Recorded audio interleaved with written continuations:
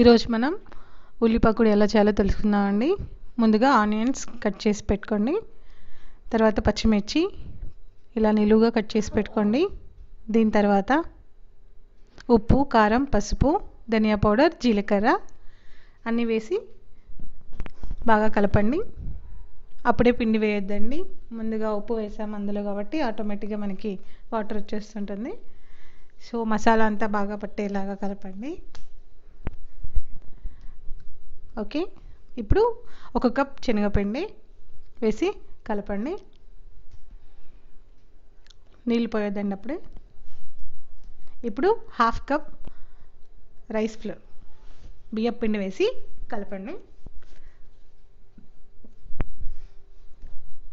ఇప్పుడు కొద్దిగా baking soda వేయండి. తర్వాత సరిపడినన్ని కొద్దిగా వాటర్ వేసి కలపండి పకోడీ పిండికి. ఇప్పుడు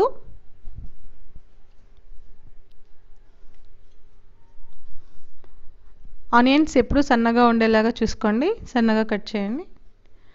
సో ఇలా చూపిస్తున్న విధంగా బాగా కలపండి.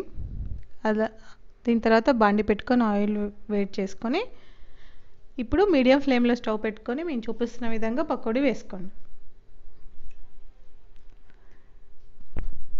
డీప్ ఫ్రై చేయాలండి, మీడియం ఫ్లేమ్లో చేయండి.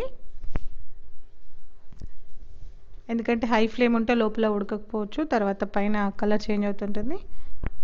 సో మీడియం ఫ్లేమ్లో పెట్టుకుంటే లోపల కూడా కుక్ అవుతుంది.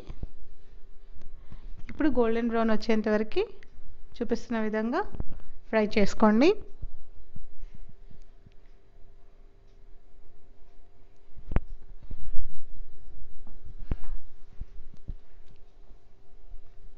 వీటిని ఒక ప్లేట్లోకి తీసుకోండి. ఇప్పుడు